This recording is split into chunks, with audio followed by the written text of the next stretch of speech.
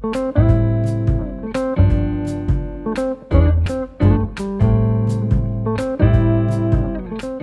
suis David Arnaud, vigneron dans les Côtes-de-Bourg.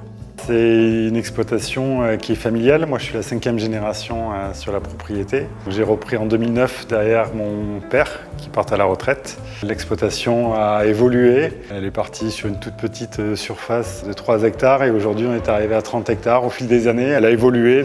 Moi, je travaille avec 3 personnes à plein temps et après, sur les pics d'activité, souvent 2, 3, 4 personnes viennent en renfort, soit l'été, soit pendant les vendanges, soit au moment de la taille.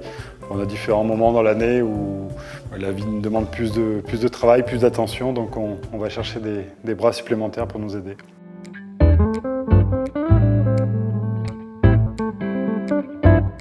Chaque début d'année, on est contractualisé, c'est-à-dire que moi je sais en début d'année quel volume je vais vendre au vignoble Gabriel, ce qui est un soulagement parce que des fois on peut attendre 6 mois, 8 mois, 10 mois avant de rencontrer un client qui est intéressé par nos vins. Donc si déjà très tôt dans la saison, on sait que nos vins sont vendus à un bon prix et qu'ils vont être payés correctement tout au long de l'année, c'est un soulagement pour nous et ça nous enlève un poids au quotidien qui est non négligeable, quoi.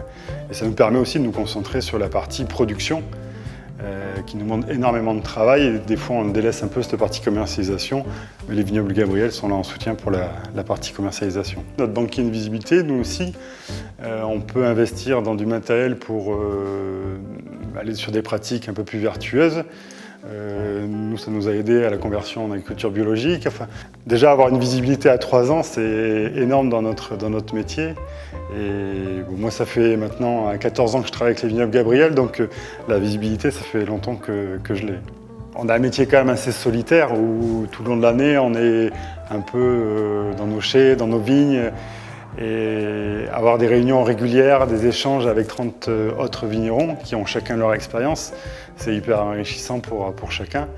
Dans nos petits groupes WhatsApp, on communique, dire toi tu as fait quoi, moi j'ai fait ci, j'ai fait là, enfin, comment tu travailles tes sols, enfin, c'est un échange aussi mutuel, c'est hyper enrichissant pour chaque vigneron de faire partie de ce collectif-là.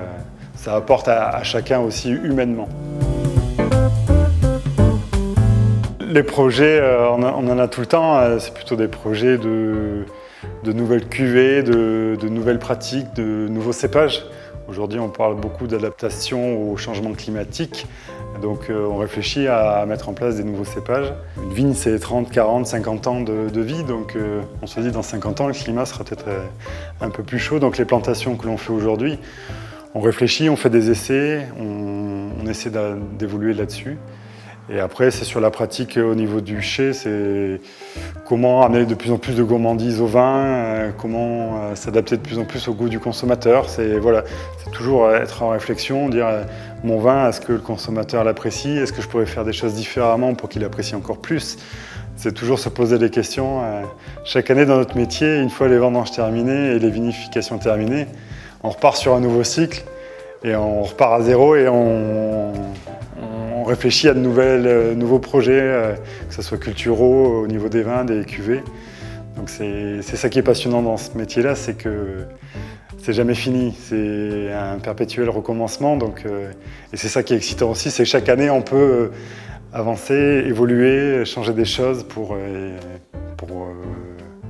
continuer à faire évoluer notre exploitation.